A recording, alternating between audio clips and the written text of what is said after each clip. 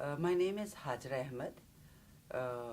I'm visiting from Karachi, and I'm here on behalf of my late uncle, Dr. Eqbal Ahmed, who has received this honor. My uncle in 1970-71 was in the US. He is a teacher, he is a scholar, he was, and also an activist. He had taken up the cause of the Palestinian issue.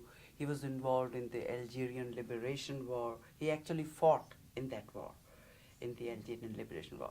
And in 1971, he was in the US when army action started in Dhaka. And when he got the news, he had been following the events very carefully from there. When he got this news that the army has, West Pakistan army has started full-out genocide, he was extremely disturbed, and he started a lecture campaign. He started a petition, and he submitted that petition strongly condemning this army action in Bengal by West Pakistan, submitted it to the Pakistan High Commission there, and gave lectures. But at that time, he himself was going through a trial by the US government because he was also a very active anti-Vietnam War activist. So he, along with many others, Daniel Ellsberg and many others, 7, 8 others, were going through this trial. They were accused of having conspired to blow up the heating system of the White House and all that.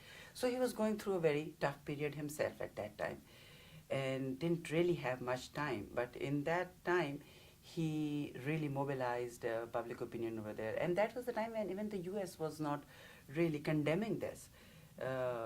They were not supporting the Bengalis at that time. So it was important for him to inform what this whole movement for liberation was, the movement of self-determination of Bengalis who had been exploited by the West. And he, along with my younger uncle, Dr. Saghir Ahmed, he was also in the US, younger than my uncle, Dr. Eqbal Ahmed. He was also extremely active in this campaign. The reason he's not known very much is because he died in 71. But I do want to acknowledge his contribution.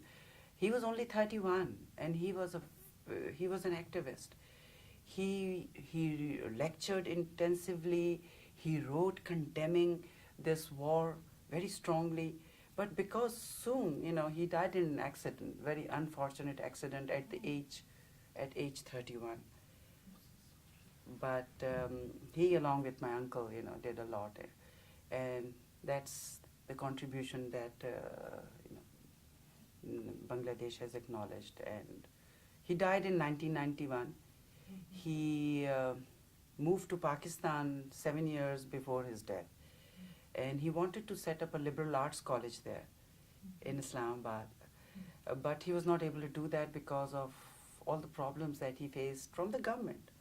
He needed a charter to grant degrees, and the charter can only be given through an act of the parliament, and that did not happen. He needed land to build his campus.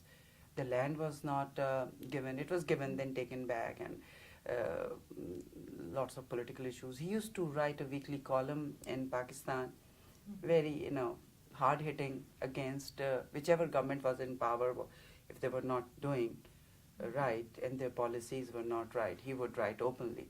So he was not very popular with the governments that were in power for his very outspoken criticism and analysis.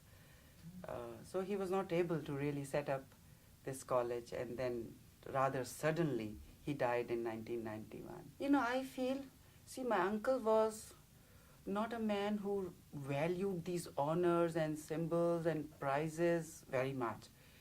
But I'm sure had he been alive today, he would have really valued this honor. He would have valued this honor greatly.